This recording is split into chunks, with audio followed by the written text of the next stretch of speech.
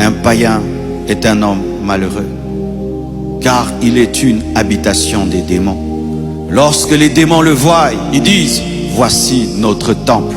De la même manière que les chrétiens sont le temple du Saint-Esprit, le païen est un temple des démons, est une maison des démons. Tu peux le voir beau, parfumé, mais il transporte des esprits impurs. Tu peux la voir belle, parfumée, mais elle transporte des forces démoniaques. Le païen est un homme malheureux,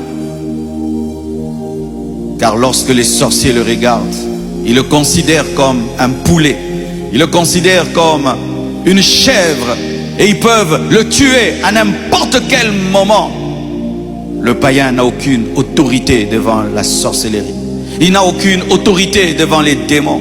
Il n'a aucune autorité face au pacte que ses parents, ses arrière-grands-parents ont fait avec le diable. Il subit dans sa vie ce que d'autres personnes ont contracté avec le monde des ténèbres.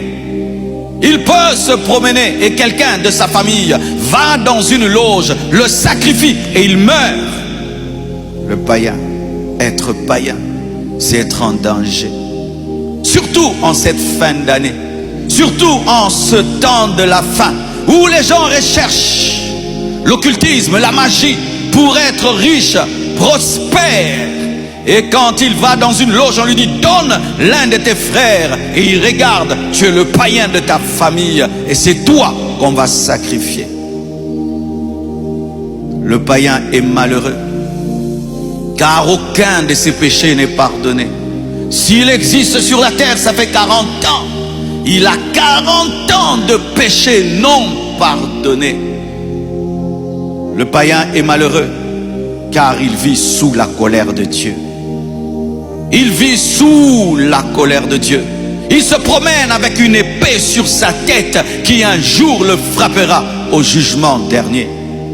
Le païen est malheureux, car le jour de l'enlèvement, il ne sera pas enlevé.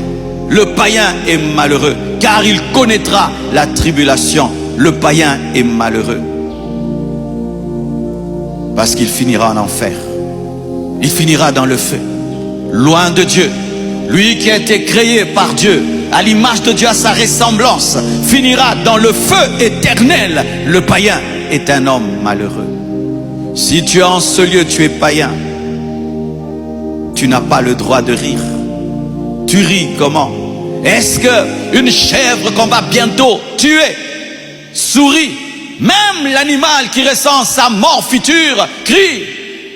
Mais des païens qui sont en train d'aller droit vers la mort éternelle, la perdition totale, ont le temps de danser, de jouer, de s'amuser.